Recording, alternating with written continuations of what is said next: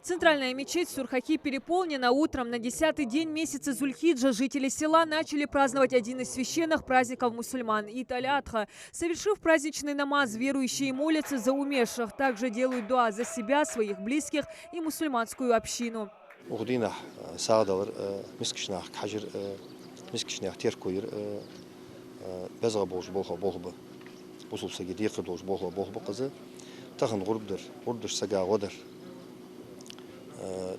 Далы бусул сагы шивешин годеж мелучхана Аллах сага годеж бу. Праздник Ид аль-Адха празднуется 3 дня. В честь этого события мусульмане принимают гостей, посещают родственников и совершают самый главный ритуал – закалывание жертвенного животного. Так отдают дань уважения поступку пророка Ибрагима, проявившего высочайшую степень праведности и любви к Всевышнему. В жертву приносят и крупных животных – корову, верблюда, но чаще всего барашка. Накануне по инициативе главы региона более 1000 мелкорогатого скота было подарено малоимущим семьям республики.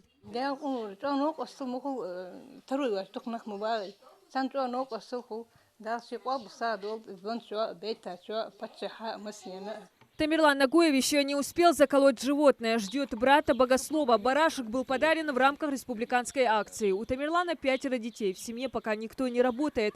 Радует, что тоже смогли в этом году полноценно отпраздновать священный праздник. Раздать сага планируют и безработным семьям с детьми. Когда у тебя примерно нет возможности, ты же не можешь тратиться, брать долг, а тут тебе просто взяли, подарили, и ты автоматически тоже участвуешь во всем этом празднике и не считаешь себя как-то отстраненным от этого. Жертвенное животное в подарок получили и Нальгиева, и барашка уже отвезли на специальную площадку для забоя. В семье 16 детей, младшему из которых 3 года. Дохода супруга на все нужды едва ли хватает. Признаются, в этом году средств на священный праздник отложить и не получилось, а совершить пожертвование очень хотелось.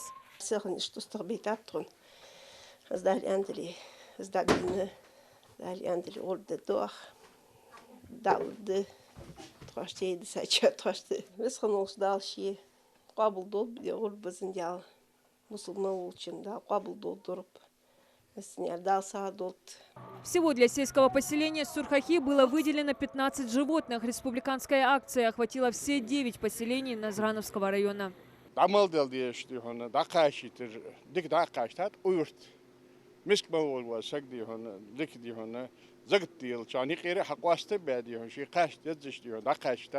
Так, для сельского поселения Икажева было выделено более 20 голов мелкорогатого скота. Семья Албагачиевых уже готова к обряду жертвоприношения. В роли наблюдателей детишки. Всего в одном дворе 11 внуков. Весь процесс проходит в соответствии с требованиями религии. Животное не должно мучиться. Искать и точить нож после того, как жертва уже связана, тоже нельзя. Закалывать одно животное на глазах у другого запрещается.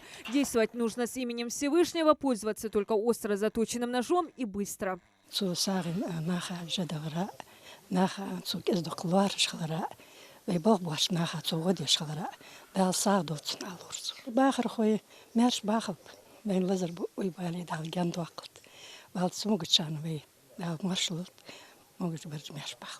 А вот братья Муталиевы уже готовы к раздаче сага. Они в числе 10 семей села Газиюрт, получивших животных в рамках акции. Сразу после праздничного намаза закололи барашка. В семье 3 сестры и 2 брата. Оставшись сиротами, пришлось самим становиться на ноги и учиться зарабатывать на хлеб. Собственными силами пытаются выкарабкаться из тяжелого положения. Счастливы, что в этом году смогли провести священный праздник согласно всем требованиям Всевышнего.